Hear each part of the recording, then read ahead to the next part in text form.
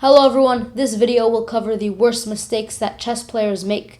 Usually you'll find these mistakes with beginners, but after all, chess is a game, and you make mistakes in games, that's how you learn. So you probably will make one of these mistakes in your chess career. So it's important that you know, number one, not to do them, and number two, if your opponent makes one of these mistakes, you need to know how to capitalize on them.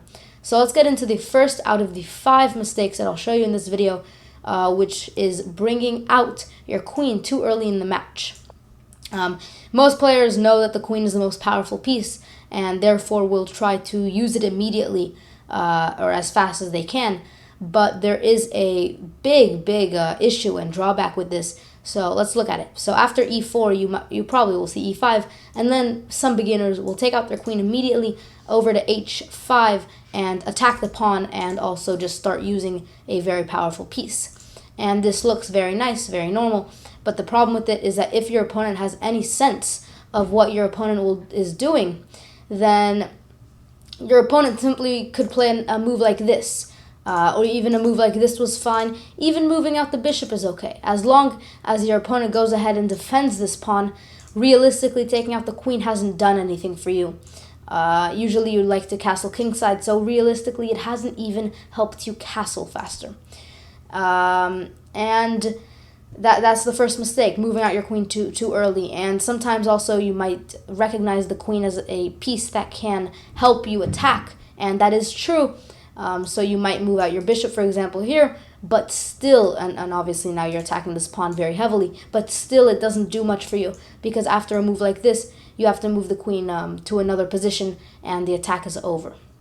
If you try to move the queen here, then moving the knight here stops it, and if you go ahead and move the queen here, all of these times trying to attack this pawn, still this doesn't do enough, because a move like this just stops the attack once and for all. Let's move on to the next mistake. For mistake number 2, we have not taken control of the center. You might have noticed that a lot of the openings that either your opponents play or just matches that you've seen start with a move that takes some control of the center.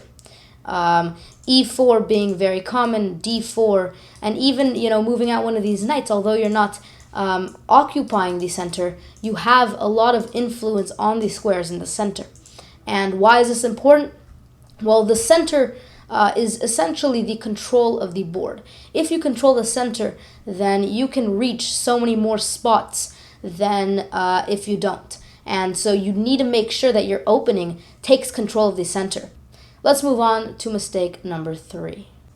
For this next tip, I will be kind of mixing 2 ideas together, which is make sure you castle, but also make sure that your king is protected. When your king is in the open, it is a target in many ways. In fact, just by doing a move like this, it allows your queen to go ahead and your bishop, and like I said, don't move out your queen early, but it will eventually allow your queen and your bishop to move to a position where they can attack the king. So this king in the center, it's where it starts, but it's definitely not where you want it to be after 8 or 9 or 10 moves. You want to start thinking about your king's safety, which is why a lot of the openings, instead of just moving pawns out and having a nice safe structure for your pawns, a lot of openings move out your knights and move out a pawn to prepare to move out your bishop, because you want to move out these 2 pieces so you can castle as quickly as you can. So for example, in this opening, you then want to move out your knight, for example, and your opponent probably moves out their knight. You can move out your bishop to either one of these spots. Let's say you move it here. And after your opponent plays a move like this, then you can castle very quickly.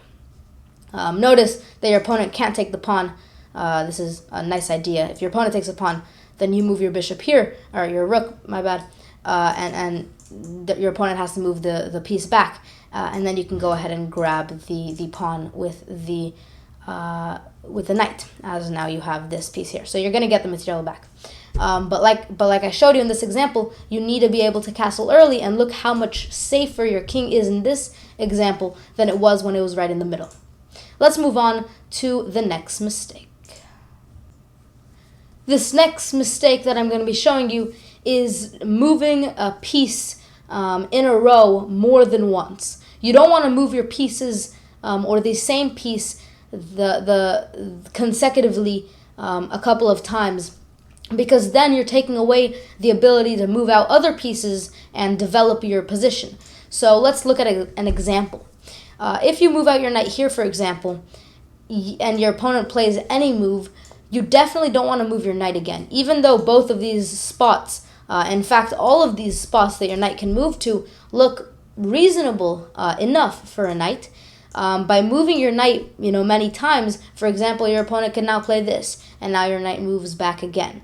And then your opponent could just continue moving other pieces, and you don't want to continue moving your knight, because notice very quickly, for example, now, how many pieces your opponent has developed compared to how many pieces you have developed. You have only one knight out. Your opponent has two knights, and also already full control of the center. So by moving a piece more than once, you lose the ability to control some of the board, but you also lose the ability to develop many pieces. By the amount of moves that you've already done with the knight, you could have easily moved a couple of pawns out, maybe even gone your bishop out, and even castled. If you moved these pieces out, you would have been able to castle, and your king, like I said, would have been very safe. So don't move your pieces a lot. And in this example, I showed it with a knight, but many beginners use a queen to do it. Here's the next mistake I see. This is number one, the biggest mistake that I see, which is stalemate. Here you're white, and as you can tell, you have a huge advantage. And you can easily win this game. There's many moves that you can do to win this game. In fact, all you need is the rook and the king to win the game. This knight here won't even come into play. But a lot of players will play a move such as this. And it looks natural. You're preparing to play this move, which is checkmate. But there is a little thing you forgot. Your opponent has to do a move.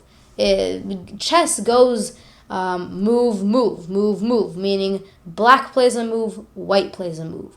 So by moving here, you have given black no legal move. Black can't move here because the rook and the rook and the king stop that. Black can't move here, once again, the rook and the king, and black can't move here because of the knight. So black has no place to move, and although you're winning in so much material, it's a draw because black has no legal move. So you need to watch out when you have a huge advantage and you've already played through all of the openings, all of the middle game, and you've landed yourself in a place with an advantage. You need to know how to capitalize on it without doing a stalemate. So let me show you how to do that in this example. Instead of playing this move here, instead you play this move here. You take away one of the defenders for this spot here. So now black moves here, not only moves, but is forced to move here.